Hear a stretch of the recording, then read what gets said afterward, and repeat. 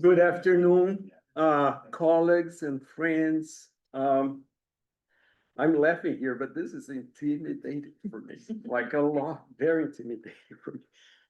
There's no plenty of, I have plenty of experience, of course, giving lectures of all kinds, but this one has a particular meaning for me. So I am nervous, just to tell you. I've been working, and I started working with Lean around 1996, 97, and so much it has inspired me and the whole trajectory of the Ostrom workshop. It's very hard to take apart, my own work without thinking about how much influence they have had on my career, on the way I see things, in the way I do research today, as hopefully you see, in there, in the way I work with my students and people on the ground. So this is really special. I am nervous, but hopefully the story here will make sense for you. We love you, Adam. Thank you. So I'm here to tell you, why collective action, local collective action, community collective action in the Amazon, it's so central to the future of the Amazon, but also why it's also globally important. And I hope that message comes across. And I took a slice of the Juruá River because this is not a linear story, just as the Juruá will tell you. It is a story like the ox bowls of the Juruá River, full of historical legacies as well. And so what I'm going to try to do today is to put up a puzzle on the role and the importance of local collective action in the Amazon. Look for where I look for inspiration in Lin and Vincent's work. I'll briefly talk about, some of the overall research that I'm doing. I can get into many specifics. And talk about the situation of the Amazon today from the point of view, of its climate challenges and its own challenges. And then I think, as Lin would too, I would go all the way to the field and talk about, communities on the ground working their way through a very challenging situation in the region and try to build back from there. Okay. With the general topic and the general sense about, this idea of proportionality between costs and benefits. From the ground up, all the way to the way we're thinking about climate and other challenges that we have today. So bear with me in the Juruá curved river as we get through communities on the ground in the Amazon. Very briefly, the history that we hear about the Amazon is more or less this history. It's a history that very much reflects what is going on in the region, continuing deforestation. It hasn't stopped, it has expanded in many ways. Fires and all sorts of problems continue to grow. Climate extremes have become, to an extent that last year, there were entire rivers that disappeared from the Amazon. And the list goes on. And, both on the indigenous, the rural, the urban side, the problems mount. And that's the story that we hear about the Amazon. There's also a story that we don't hear about the Amazon, but that's growing side by side, which is, and something that I work a lot, I wouldn't talk about it today, which is the urban reality of Amazonia. It's as daunting, as problematic, perhaps more problematic than reality that we hear from, the general deforestation and other problems. Most of the Amazon today, if you take Brazil, but also other countries, 80% of the population live in urban areas. About 40% of the indigenous population live in urban areas. These are by far the most precarious urban areas in Brazil and in Latin America, with more than half of the population living in what technically would be called subnormal conditions. They are feeling the same impacts of climate change and all the environmental transformation of the Amazon as any other Amazonian. And it's also a reality that we don't hear about. But behind this reality, and that's the story that I'm going to tell today, there's a completely different Amazonia where people, are not paralyzed, where people are doing things. And for 40 some years, you see throughout the region, the efforts of communities and governments, non-governmental organizations responding to all these challenges, innovating, creating new solutions, new approaches, governance models in a way that is also contributing to transform that region. But the point that we are today is that these realities are conflicting with each other. They are coming across each other and in many ways undermining each other. There's a positive cycle of feedback in which problems feed themselves into ever more, vulnerable and delicate situations. So on the gist here of my point is that within the scenario, indigenous peoples, rural communities, traditional communities of many kinds have assumed a disproportional contribution in facing these challenges. Today, if you take, indigenous lands, sustainable use areas, and protected areas that are managed by local communities, that amounts to 50% of the Amazon basin. That's many Europes together. On the other hand, if you look at local initiatives trying to find solutions to these problems, they're everywhere under the canopy and under the shades of the canopy.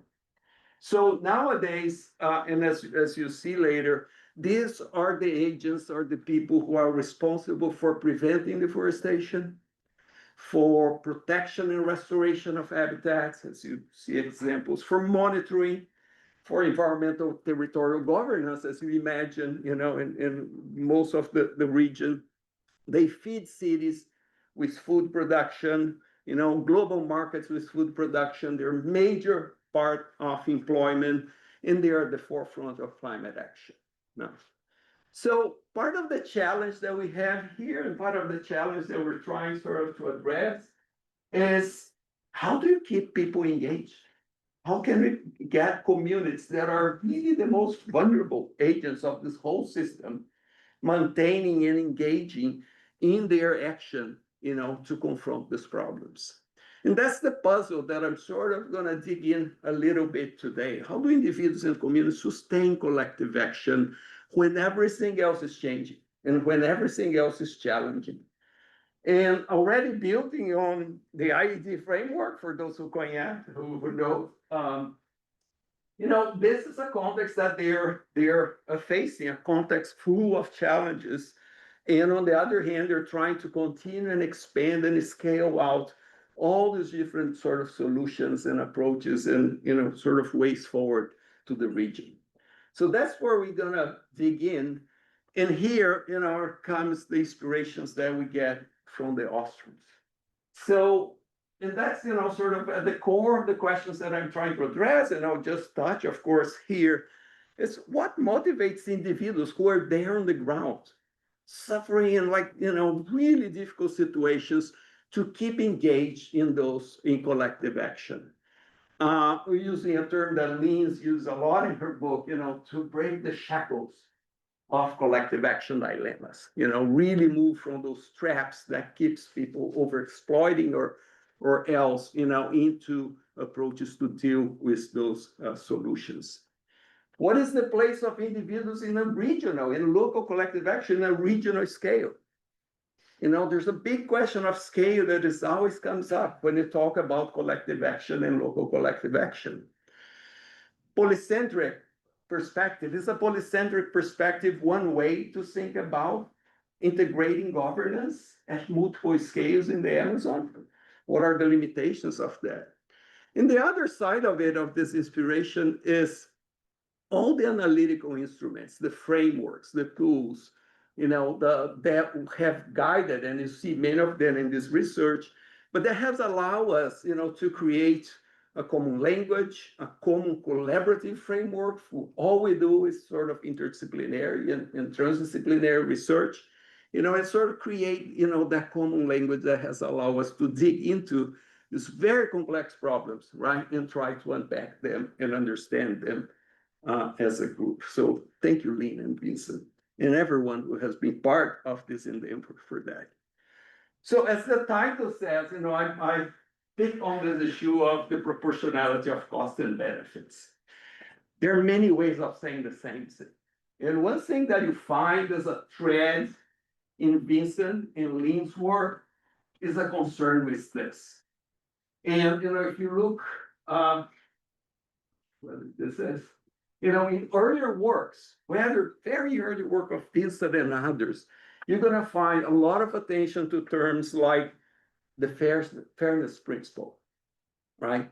The proportionality principle or fiscal equivalency.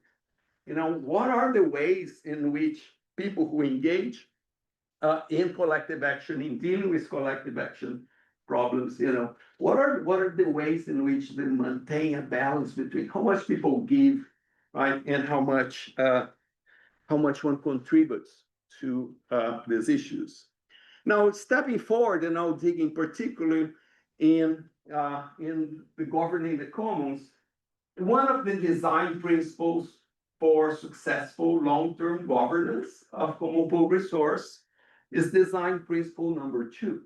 And we're going to hear a lot about that design principle. We're going to zoom into that. This is one of the 8 design principles that came out of Lynn's work comparing hundreds of cases of communities managing common pool resource.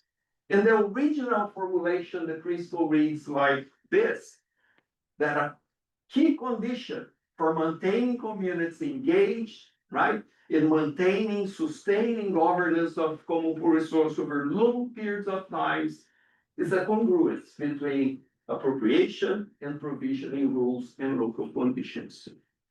How much people benefit, how much people have to give in work, in time, thinking, and how does it match the conditions where they live, right? How those rules, how the ways people organize themselves match those conditions, and therefore, create a system where people give, invest, engage, and they also benefit from that in a way that balances, and encourage them to continue long-term commitment.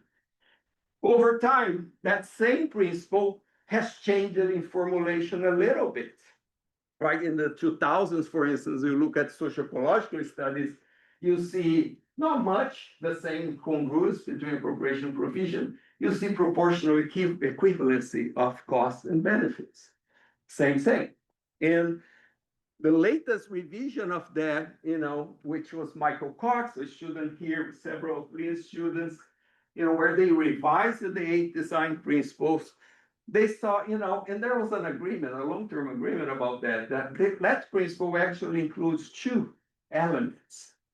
And they decide to propose to break those 2 elements into what is, design principle 2A, local fit, is how the organization and rules, fits to the local conditions, to the community, to the resource, to the geography.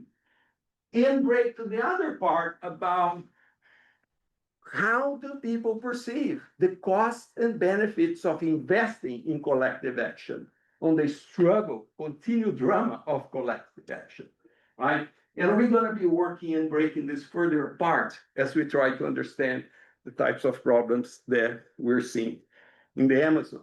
So very briefly, so you know where I'm coming from, not going to dig in any of that.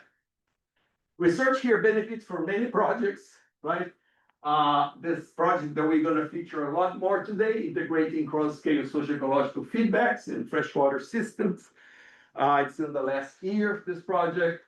The Linkage Projects is a transdisciplinary project where we work with 6 local cooperatives in designing the project. The Agents is a project that ended about 2 years ago, but it has been central to inform, and you see a lot of material here, in a project with UNESCO on Amazonian biosphere reserve. So a little bit of these projects are informing here. So my perspective and the way I've been working the region is, to think about the region from a complex systems perspective. I work on the ground, but you cannot work on the ground with people if you don't understand the larger transformation of the region. So again, using an Ostrom language here, I see the region as a sort of a combination of action arenas at different levels that are interacting and shaping each other. So looking at the actual transformation of the Amazon from any perspective and from a historical perspective, in order to understand the actual people that I work on the ground, not as isolated actors in the system, but actors that are responding to the larger transformation.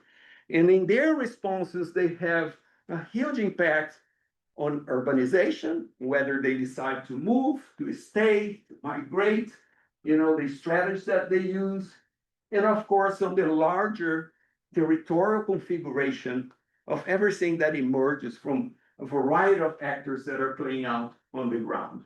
So that's the perspective that I try to bring. Today, we're going to be looking a lot more and digging in this level, not in the other aspect as much, but it gives you a chance.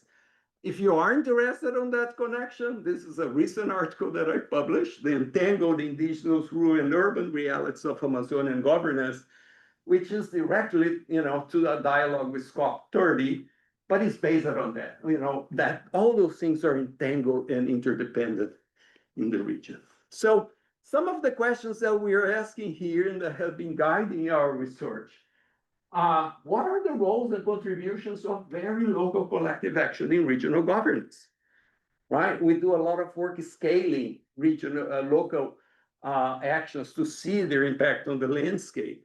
How do those local actions emerge, develop, sustain over time? What brings people together to confront, problems? What alliances network, what partnerships facilitates local action to actually have an impact to sustain themselves and to go forward? And there's a big methodological question that has been a very important part of our work, which is, can we quantify it? Besides qualifying it, can we show the impact on the landscape? Can we show the large scale impact of local action? So there's a number of approaches that we do in addressing these questions, combining, as I think Scott, very, very nice introduction, Scott, is summarizing. So lots of course, ethnographic survey research, combined with ecological work, combined with the spatial analysis, and that's what I think, makes this work very interesting and very collaborative. Just some photos of field work. The past 4 years have been extremely fruitful and super exciting, and being in the field in different parts, trying to understand these problems. This is the last summer from the ground up. So that's where I'm coming from interpreting those things. Now, I want to spend a few minutes on, this big question, perhaps the most important question that is drawing attention to the Amazon. Is the region at a tipping point? And a tipping point on its forest climate balance? Is the region maybe in a situation of changing, drastically in the future? So the tipping point conversation, of course, starts to develop the past 10 years as droughts and start to exacerbate, and you see change in ecosystem level functions. In the general, to be a very quick summary, basically the idea is that, and you see why, that passing a possible threshold of deforestation, meaning breaking the forest cover and fragmenting the forest cover in a way of 25% or so, if we cross the 1.5 degrees in the confluence of those things and the interactions that happen on the ground may create a situation where the ecosystem of the Amazon flips. And it flips to a drier system, right? And a system that becomes then much more vulnerable to fire and other things. Where is this coming from?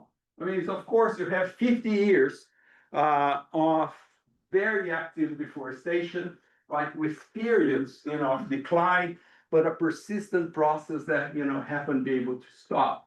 And that has fragmented the Amazon to a scale where you cannot see there, but about clear cuts of around 20% of the region, but some to 38% of the region where the forest is degraded.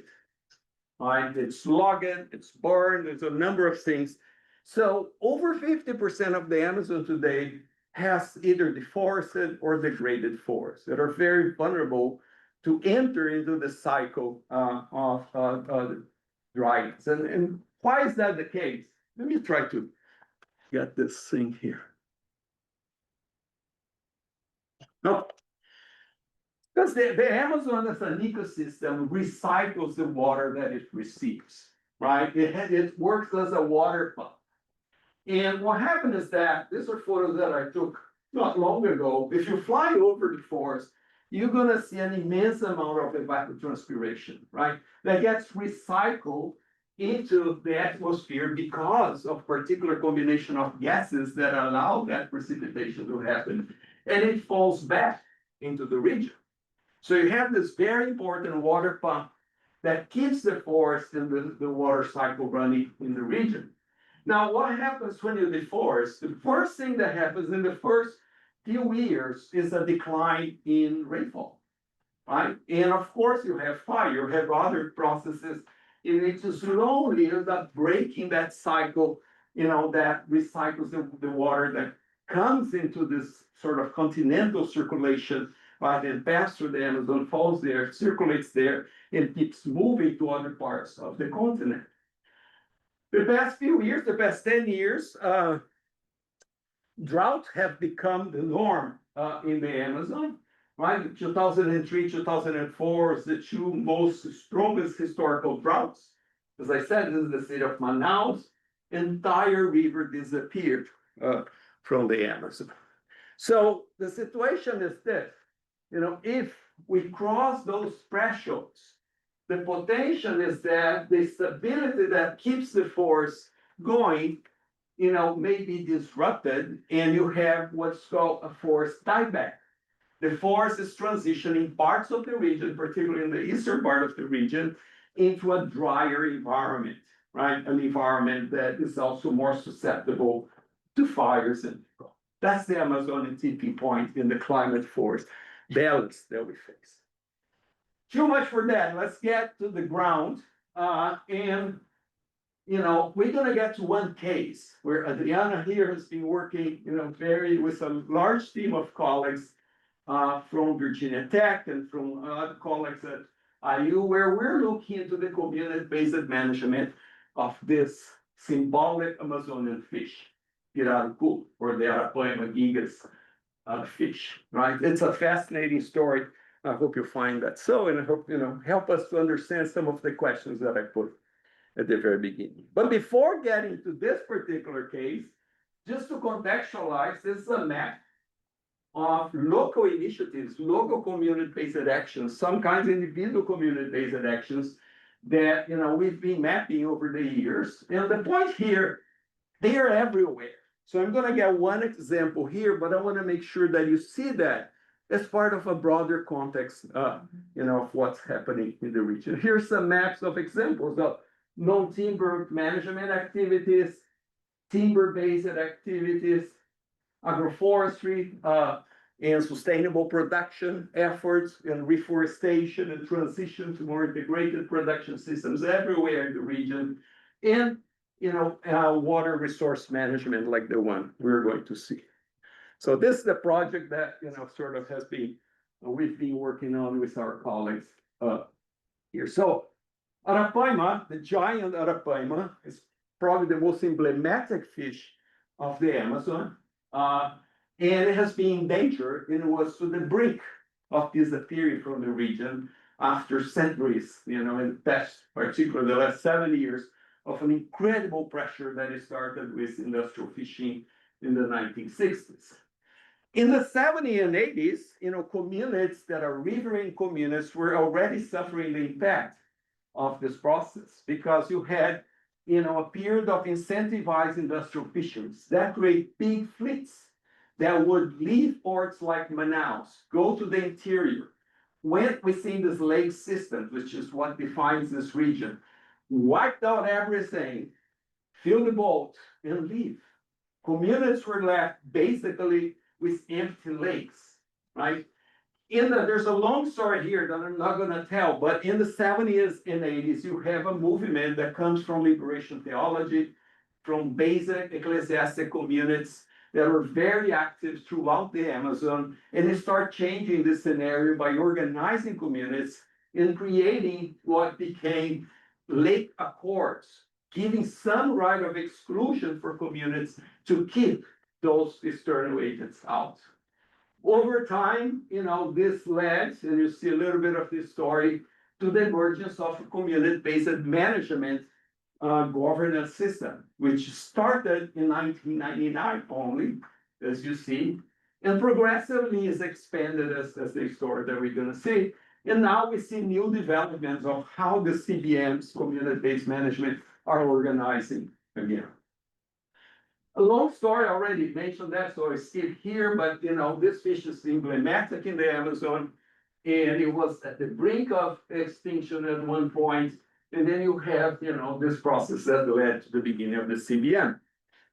And there's an interesting story here that I think Lynn would appreciate very much, on the characteristics of the resource itself, which is, the breakthrough was, if we want to manage this, we need to know the population of the system, right?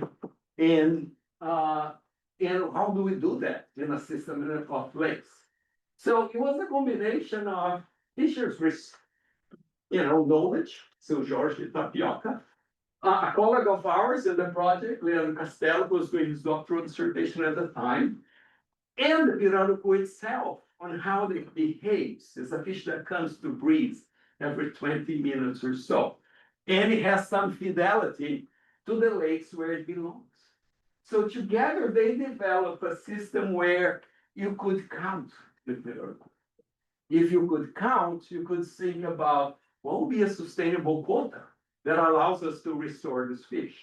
So that breakthroughs and that combination of local knowledge and scientific knowledge with the fish as an actor as well, led to a whole different perspective. Maybe we can manage this, right? And that was the beginning of the community-based management arrangement. So the overall idea is that, it's first you have to count it for 3 years in a community, in a lake system. Once you see the population at a particular level, you get a quota that you can fish for a year, right? So that's the basic system. So the community-based management is an arrangement where, it started from the communities, right? Trying to find a solution to their dilemma. The federal government, accepted this approach, this methodology, that we could find a way of doing sustainable quotas. So an agreement between the federal government and communities who want to commit for that, right, led to the possibility of let's experiment with that, right? In between them, you have regional technical assistance groups who provide support for the communities, help with the counting, training, a number of things. So that's the overall structure here. But the key players are this. They are the ones who take the responsibility of the system. So it's a very demanding system. I'm not gonna spend time here. There's a lot of cycles that goes, when a community accepts, and develop its own rules and agreements and put on paper that. Then you have the counting, the zoning, a number of obligations that communities have to be part of this agreement, right? And to be able to fish this legally and put into the market. Okay. The point that I want to make here in Ostrom's term, very high provisioning cost. Communities have to invest and individuals have to invest a lot, right? To be able to keep the system running. And that's part of my discussion here, the proportionality between how much you invest, right, and how much you take out of it. Now, the results have been fantastic. It's one of the most emblematic cases of a successful governance system that has restored an entire population and protects huge areas of the Amazon. This is only for the state of Amazonas, right? Population recovery, incredible. as you see in a figure right now, 300, 400, 500% of population recovery. Communities from initial communities in 1999, today, just in the state of Amazonas, there are 500 communities practicing community-based management. And revenue, and this is one thing that we're gonna dig into, improved, but not really. That's just, okay. So it's a great case. It's the most emblematic case of success. And, if you look at, we're talking about this state here, but if you look at the Amazon as a whole, we're talking about, 1,200 areas of community-based management of river, pool, and lake. This is not a small thing. It's a scale that is unimaginable in terms of areas and territories. Ostrom socio-ecological systems framework. So in this project, we organized the project as based on the SES framework, which in a very simple way, we have dynamics that are communities and social dynamics, the individual and the communities that we're understanding. What motivates them, how do they organize, and so forth. But you also have the fish dynamics. So we have a bunch of ecological colleagues studying fish, because not all lakes are the same. So maybe the number of fish in a lake is a function of the lake and the connectivity and not of the social dimension, right? And what we try to do is see, what impacts one has on the other. In what ways, different kind of individual perspectives, but also institutional arrangements influence how they deal with the fish population, and how the recovery of the fish population, the perception of the fish population encourages communities to keep their organization and their system going, right? So there's the lake dynamics of that too, but there's also regional dynamic. These communities are, part of very large region. And there are many factors that are, the influence of the region on the ground, the markets, the violence, organized crime, market logistics. And so we try to do, we use the SES as a way to structure and guide the thinking that we have here. So we're studying ecological dynamics, ecological to social, and vice versa dynamic, social dynamics in itself, how communities are organizing, and the feedback between them. Adriana is one of the leaders of this huge work campaign. We've been going there every year, but they led, almost a 3 months, very difficult field campaign where some of the samples and the data you're gonna see here. And these are some of the social dimensions that we get. There's a lot of demography, so issues of individual perspectives, cultural identity, and a number of things. And of course, the institutional component of it, right? Where we try and we use many of the instruments that are, workshop instruments to guide our field instruments in the region. And I'm going to pay attention particularly to the design principles here. So if you're not familiar with the design principles, as I said, the governing the commons in 1990, Lin summarized these conditions that across hundreds of cases have allowed communities to manage their resource over generations, right?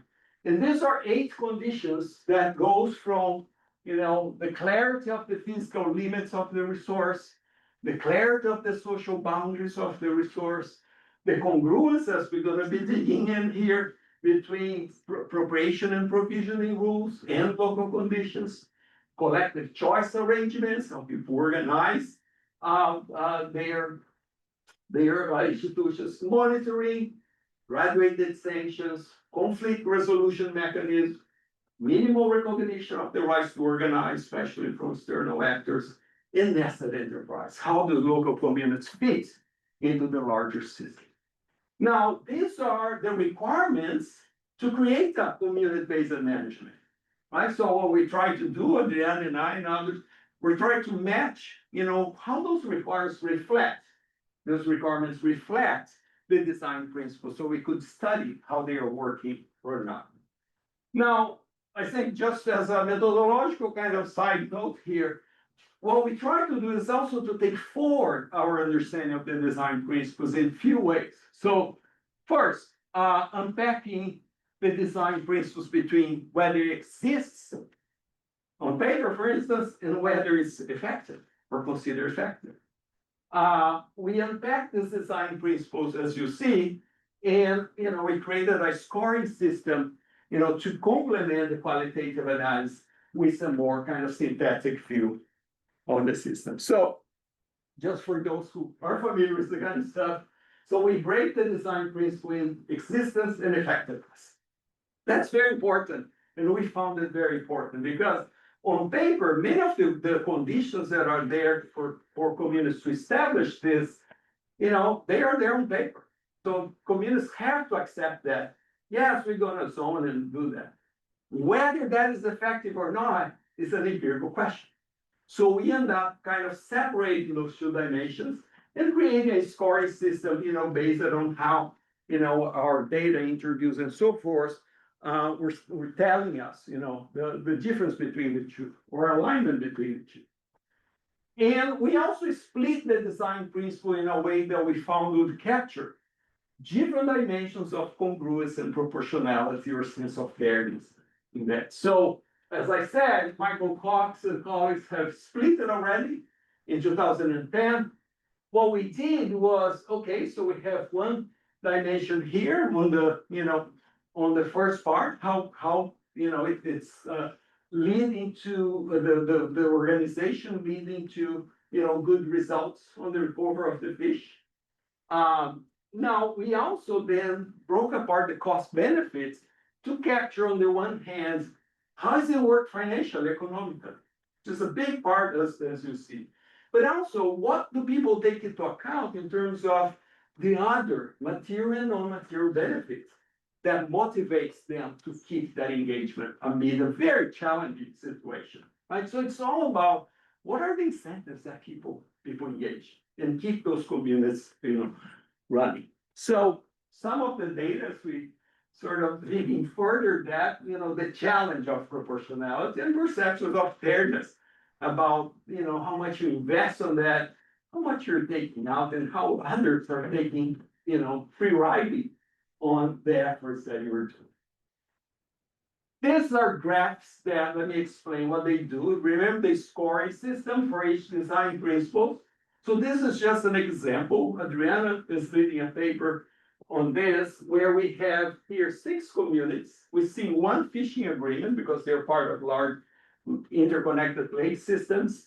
And here we're plotting the blue on whether they say this condition exists, because it exists on paper or in some ways. And the reddish here says, do you think it's working? Is it effective? And there's a number of criteria that we use, to see, is it working or not, right? And what you see here, it's a very mixed, sort of set of outcomes, which we're interpreting as having, and it's sort of showing 2 dimensions of this. One dimension is that what we saw is that one model of community-based management with the same set of criteria was, able to be diffused because of its flexibility to adapt to local conditions. So communities end up adjusting those criteria to the conditions that they have. So for instance, a community where, let's say about the first one, the clear delimitation of physical limits. So a community that, lives here, the entrance to the lake is right there. And you have another community living out there, and we're all paying attention who comes in and out, right? It has a particular condition, a particular concern with imposing or not clear limits. Then a community where the lake is 3 kilometers away, it takes forever to get, and you have channels that connect that lake to other rivers. It has a completely different situation to think about how do we create firm limits. But the point here is that what we see is a great diversity in the way communities have adjusted those systems to their conditions. So a very good match between what they're asking you to do and how can you adapt, and that's why it spreads so fast. But the other side of this story is that after 25 years, and after an incredible increase in pressure, and an incredible lack of, other assistances and other support, you also see a sign of stress. You see a sign where things on paper are really just on paper and not representing something, right? You see situations where, for instance, nested enterprise, which is, the collaboration between the federal government, the state government, and communities, it's non-existent. So communities on their own facing problems. You see a situation where monitoring has become one of the most dangerous things that an individual can do without having any support, from completely kind of dismantle environmental governance that happened in the past few days. So we see both a system that has shown resilience and flexibility to be adapted to all sorts of conditions and to work. At the same time, what we see today is a system in a huge situation of stress. Right? And so that raised a lot of questions about the future of the system.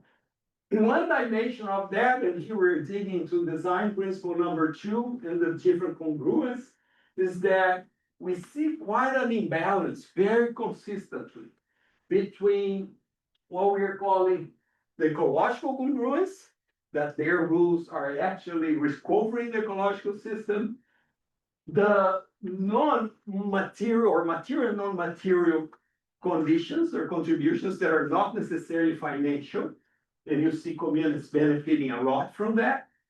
But you see, the economic financial conditions really continue to be a problem.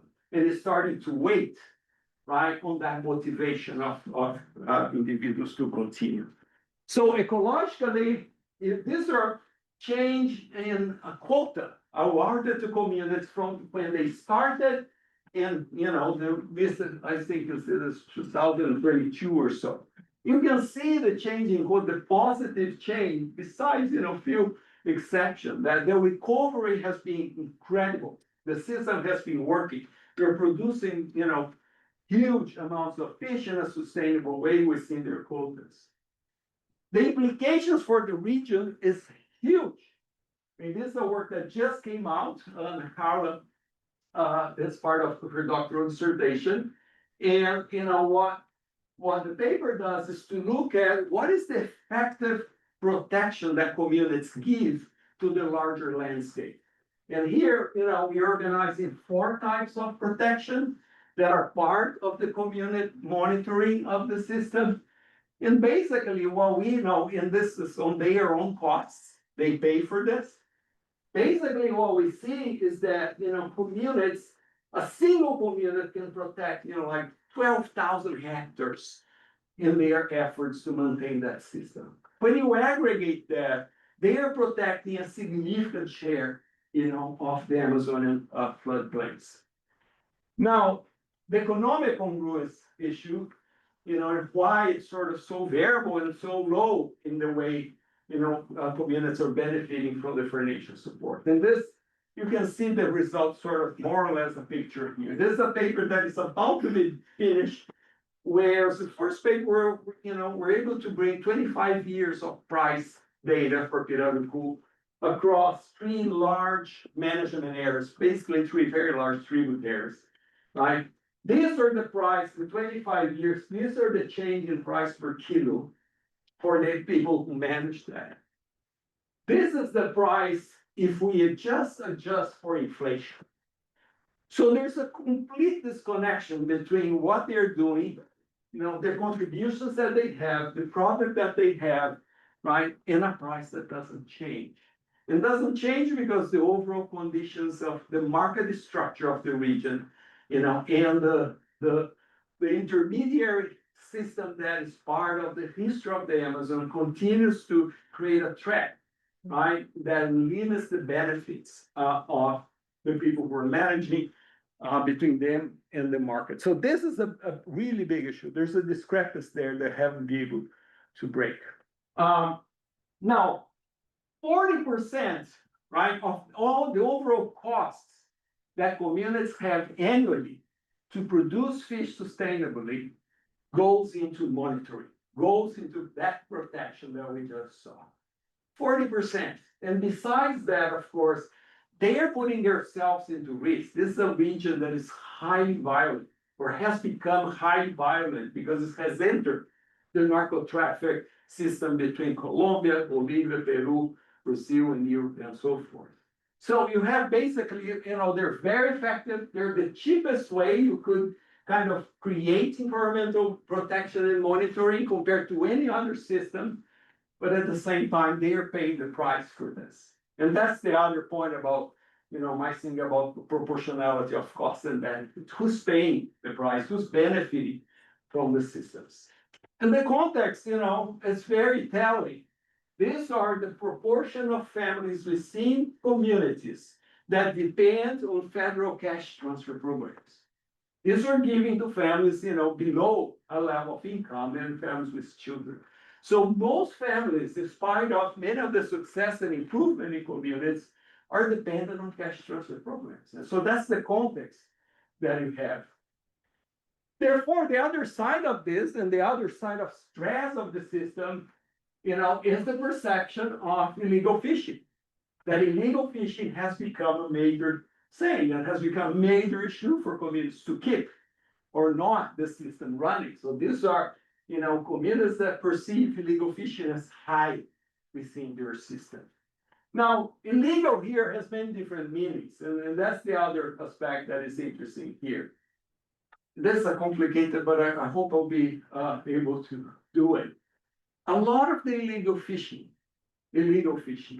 are within the communities that are managing it. Right? These are individuals who are part of the system, who are, sort of putting their effort there, but they fish when they need. So, what we see is that, and that has a lot of importance for governance. And how do we think about governance, of community-based systems? You have a lot of illegal fishing that are outside, really big chains of illegality that operate in the region. But a lot of it too is internal. It is internal because people are breaking rules for very practical reasons, right? When you have someone with a health need in your family, eat that extra fish. I didn't mention that, but the regulation is that you have a quota. There's a time of the year when you can fish. There's a location where you can fish because you have production lakes, protection lakes, and sort of daily use lakes. And there's a minimal size of fish that you can. But the point is that, when you have a health emergency, go and fish, right? You are during a part of the year when, you don't have other forms of income, you go and fish. So there's a number of conditions that we're calling ordinary rule break. Just as a way of understanding that within the system, it's not that they're faulting the system. The system has structural conditions that, create this dilemma for them to keep the system running because of the benefits at the same time as they're struggling to keep it viable and, to benefit economically. So this is a paper that hopefully will be done soon. So what keeps community motivated? Right? If you have this major sort of financial situation, that has been continuous for 25 years in the system. And that has to do with the other benefits and the importance of other benefits. So here, these are different species of trees and other fishes that have also recovered and that provide income and provide food security for communities today, right? And that's really key. You can go like different from the other times when, fish boats would come and wipe out your lake. You have plenty in your lake right now. So it's a big part of it. Women's income, inactive participation in pedagogical management, which is Adriana's dissertation, in fact. This has changed the dynamic of a male-dominated system, to one in which women are now a key part of it, right? And that has a huge contribution for their income, right? But also their voice and their place and their, position in communities. Community life and other aspects, there are, celebration, the strength of the community, the identity that people have, community union, a number of access to projects and to partnerships, a number of other things that maintain communities motivated to do it. So, if you look together, as you know, our colleague says, is the fish of change. It has reshaped completely, community organization, territorial rights, and so forth, for so many communities. It has a very high provisioning cost, right? You have to invest a lot. There's so many challenges. And so far you can surpass, the market problems that are there. So just going to the end here. One thing that is happening is that over the past 5 years, what you have is a kind of emergent polycentric system coming from the bottom up. So to this configuration of CDNs, now you have huge networks of communities that are connecting many different tributaries, right, in federations and collectives that are trying to do the work, which is what we call super community, that communities cannot do. The political voice, the discussion on price, work and market logistics, creating new markets, creating new seals and products for other markets. So this is one of the most fascinating processes happening in the Amazon, which are these networks that are, combining and bringing together. This is the Pirarucu Collective, a very strong network, a huge alliance of, indigenous, rural, riverine, and NGOs and so forth, that is making an enormous difference in trying to overcome those problems. So to end, what does it mean for global change? We're talking about people sort of dealing with each other on the ground and so forth. The climate COP is coming, right? And a feature of the Amazon is that the Amazon is at an intersection where global change and climate change is defining the future of the region. And what's happening in the region is also, defining and interact with climate change. The Amazon is right at that intersection, right? It cannot solve its problems by itself because of the impact of climate change in the region. But of course, how those things will impact depends, on how those place-based management will create conditions, to buffer the impacts of climate change. This is global. Amazon is global, and it has global relevance. The Amazon is part of the global, climate system in a way that is one of the key elements defining also the trajectory of many other regions in the planet. Right? Just its proportion and its role in climate circulation, freshwater circulation, the amount of carbon it has stored, that a tipping point would actually release into the atmosphere. It's significant to many years of the global kind of carbon budget combined. The Amazon is continentally key. The entire, sort of rainfall system in the continent passes through the Amazon and influence not only the countries around it, but southern Brazil, and it goes to Antarctica and other places. So again, going back to that very initial slide, the key players here so far are these local actions. Indigenous and community territories have been holding together the connectivity of the Amazon, and I mean the ecological and hydrological connectivity and forest connectivity so far, right? To keep the region from, further sliding into a tipping point. So they have become the key sort of piece in this, the maintaining the Amazon in global change.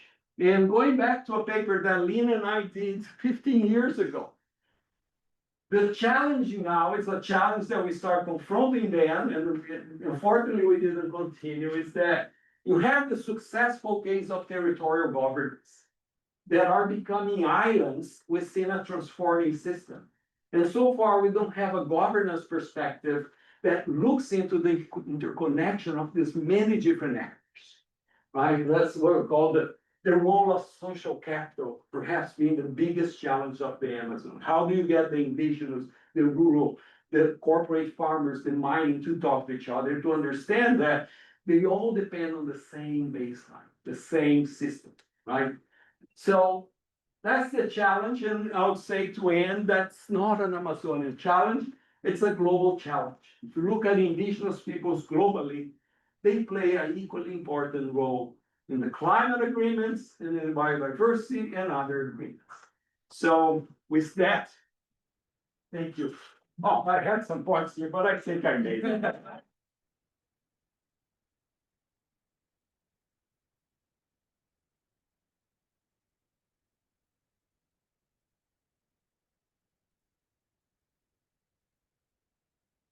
I have one other job I have failed, Edu. Thank you. That was absolutely amazing. That was to thank our wonderful staff for making this possible. So Karen, absolutely. Yes, Kirsten, Anna back there. Thank you all. Stay, mingle, build community, and thanks again for everybody for coming. They're wonderful students. Great turnout, right? As well as thanks again, Dean Ben Kudman and Scott and everybody for being here. Thanks, everybody. I'll be glad to take any questions. Oh yeah, I'm so sorry. Do we have a minute for questions before we jump? No, I can read it. There is, yeah, but maybe is there a question or two for Edu first? Yeah, Go to the call? Sounds good. Yes, yes. Hi, hello, I'm Brian McDonald. I'm the graduate student at HLS.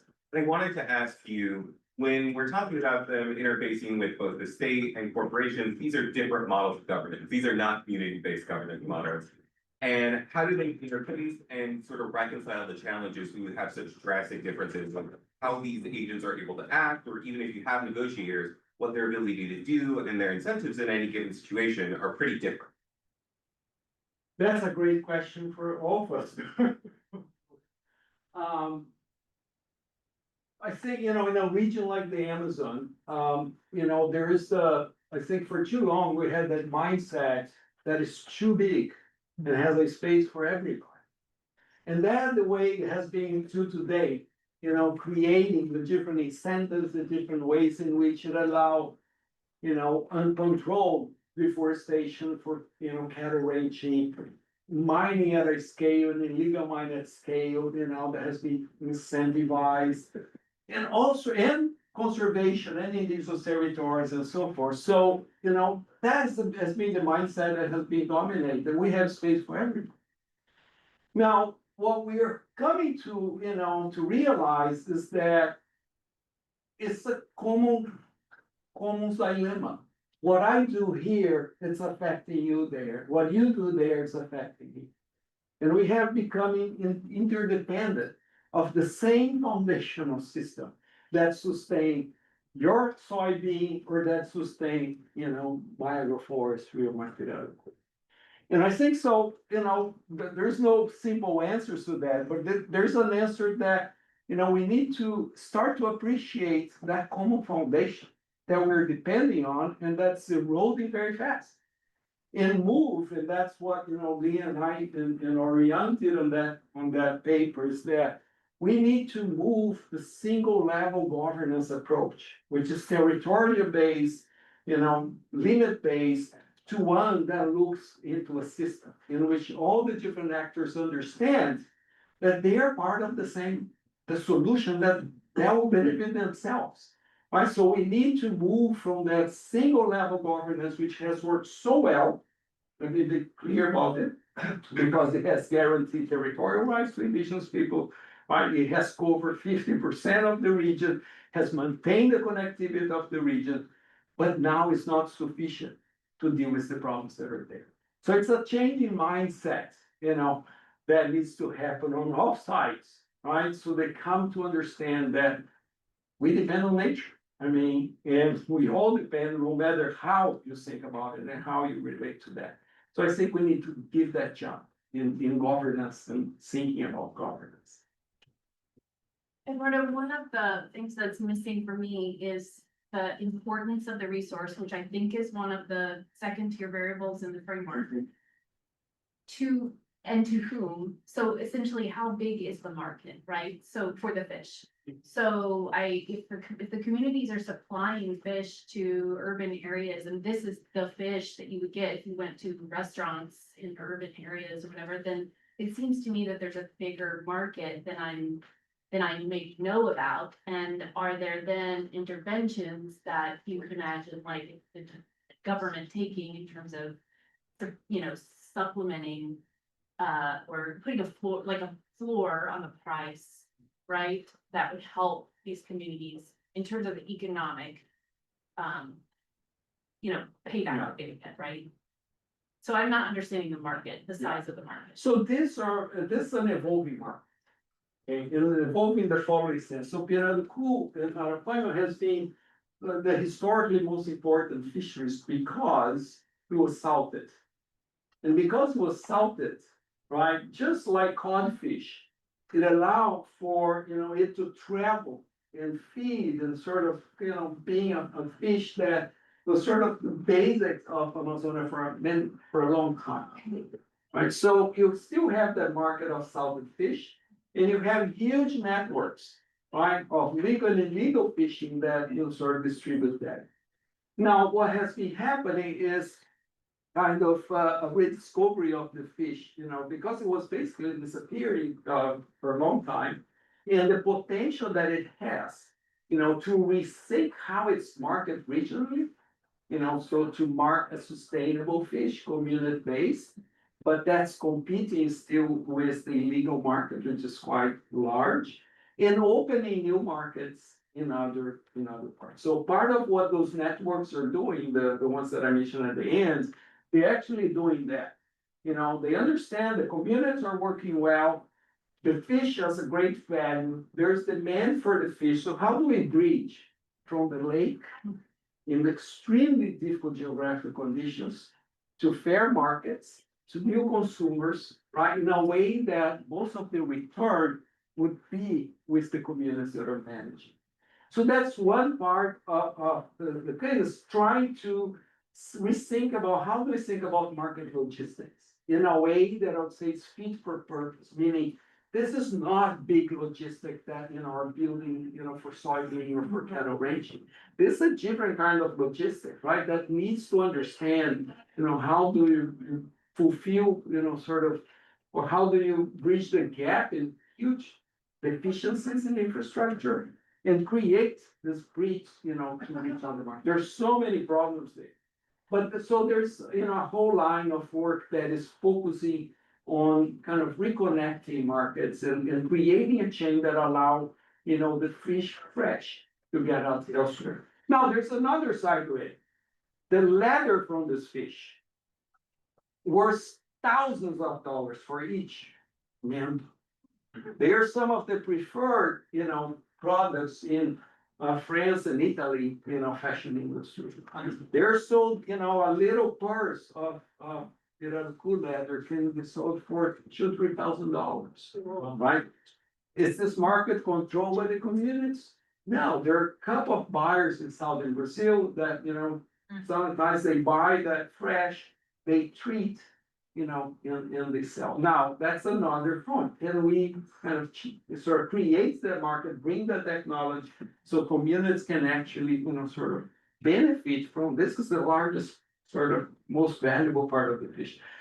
But that's the story of a lot of Amazonian, what we call social bioeconomists, these economies that are based on the knowledge and collective action on the ground. I mean, I studied the acai fruit for 36 years, and I follow the globalization of that market. It's one of the most valuable products in the Amazon, and it's today the most inclusive economy in the Amazon, right? Now, when I did that 20 years ago, if I do that today, it's the same. The value aggregated to those products is proportional to the distance that it gets from where it's produced. So you have this sort of this market, it's very old market arrangements in the region, that haven't changed. Even though like acai foods is a great example, it has become the largest economy of the region, based on local agroforestry, small scale produce, kind of that has reverted deforestation and so forth, and employs, 300,000 to 500,000 people in the region, in urban areas and so forth. Now, this is a huge economy, super valuable, producers get, very good price for their products.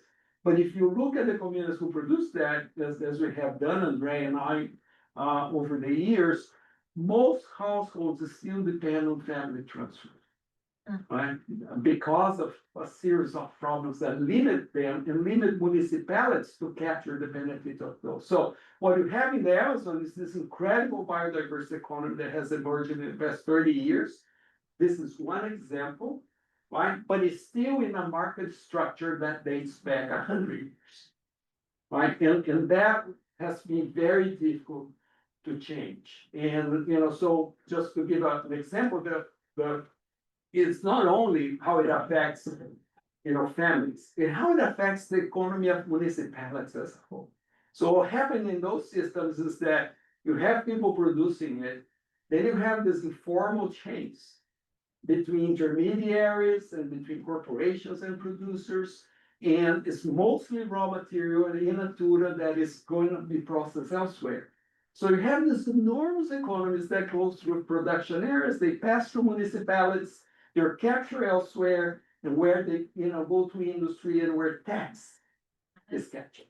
So you have municipalities, most municipalities do not capture any tax from this because of the informal structure of the market, which it represents that, and that's why you explain the urban problem as well. You have this huge demand of urban growth and municipalities have no capacity to invest, in sanitation, infrastructure and services and so forth, because then they themselves don't capture the tax benefits, of this production. So there's so many deficiencies, so many problems that are historic and structural, that are limiting these amazing systems that from the ground up they have evolved. But now, they need to be part of a bigger transformation, really to realize their potential. So I think that's good for, well, let me, I'll ask you. I'm the guest here, so.